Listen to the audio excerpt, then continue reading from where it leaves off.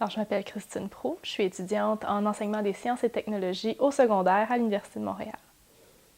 Mon nom, c'est Marie-Ève Daunet, je suis étudiante à l'Université de Montréal en enseignement primaire préscolaire. C'est un programme qui est offert par l'Université de Montréal. En fait, c'était la 4e année où c'était offert aux étudiants.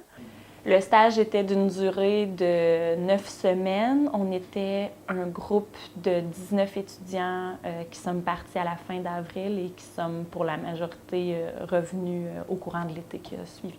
C'est une expérience que j'avais vraiment envie de vivre. Puis je l'aurais peut-être faite plus tard si j'avais pas pu le faire pendant mes études, mais je trouvais ça le fun de pouvoir le faire avec un encadrement de l'université puis aussi de l'association Mère-et-Monde. Puis je trouvais que c'était une belle opportunité de le faire maintenant. Il faut commencer par dire que toute l'année qui a précédé notre départ, on avait beaucoup de préparation à faire. Ça impliquait beaucoup de coûts, tout ça, fait que on faisait du financement, on a dû se faire vacciner. Puis on avait des formations aussi avec Mère-et-Monde pour nous préparer psychologiquement à vivre toutes les différences qu'on vivrait là-bas. Donc pendant 1 an déjà, on préparait beaucoup de choses. En fait, on partait vivre à la sénégalaise avec les gens du village, avec leurs coutumes, avec leurs traditions aussi.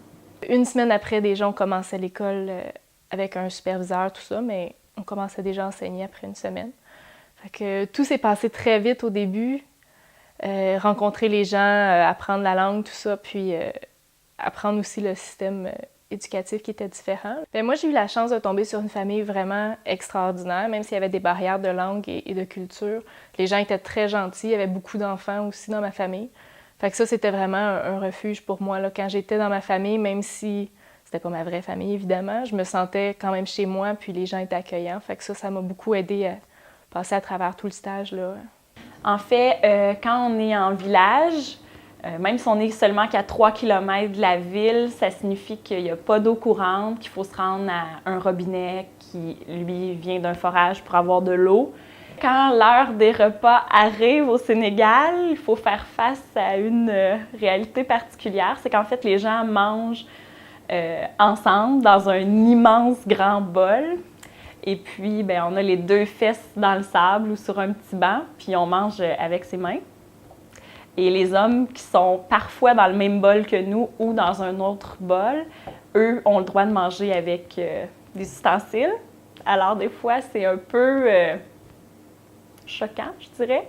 Puis sinon, bien, c'est surtout le problème il n'y a tellement pas de variété, c'est qu'on mange constamment la même chose, du poisson, du riz, et tout est cuit dans l'huile avec presque pas de légumes, donc c'est un peu redondant de toujours manger la même chose, là. La façon d'enseigner, c'est encore très traditionnel, puis ils n'ont pas le même matériel qu'ici. Donc, tu es toujours en train de dicter les notes que les élèves retranscrivent, tout ça.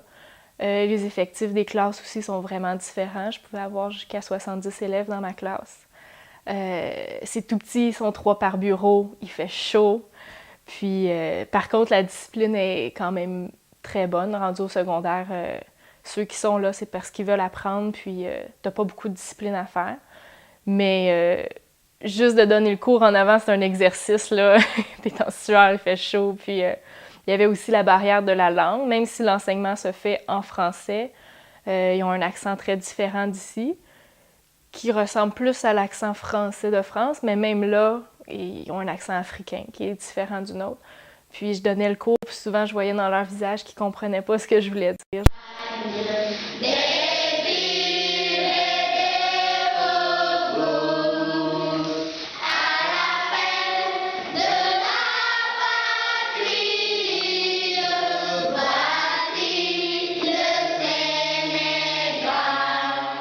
Étant donné que j'étudie en enseignement primaire, j'étais dans une classe qui est à peu près l'équivalent d'une 4e année au Québec.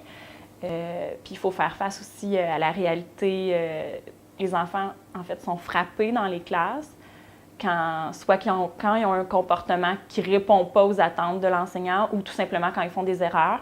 On va utiliser les châtiments corporels, puis la variété des châtiments est quand même importante. Là, on peut utiliser le bâton, la lanière, on les frappe sur la tête, on leur tire les oreilles, on va les mettre à genoux à l'avant de la classe. C'est sûr qu'il y a plein de choses qu'on a vues là-bas qui sont à peu près inapplicables ici. Par contre, je pense qu'on a développé des compétences professionnelles un peu différente de celle que l'université nous demande, mais je pense qu'au niveau de l'adaptation, c'est quelque chose qui va nous permettre plein de choses parce que justement là-bas, il fallait constamment s'adapter à la situation dans laquelle on était, là. Si j'avais la chance de revivre une expérience comme ça, je le ferais certainement. Je ne sais pas si je referais exactement le même projet, mais j'aimerais revivre peut-être dans un autre pays ou une autre culture, une expérience semblable. Oui, je referais cette expérience-là parce que c'est tellement enrichissant, mais en même temps, on a aussi appris beaucoup, beaucoup de choses. Puis je pense que c'est important justement de savoir ces choses-là pour être conscientisé, puis pour aussi conscientiser nos élèves plus tard. Il y a toute une vision à long terme de ce qu'on peut apporter dans nos classes avec cette expérience-là. Si je devais décrire mon expérience en un seul mot, je dirais dépaysement. En un mot, pour décrire mon expérience, ça va être significatif, parce que l'expérience est vraiment au-delà de tout ce qu'on peut imaginer ou espérer.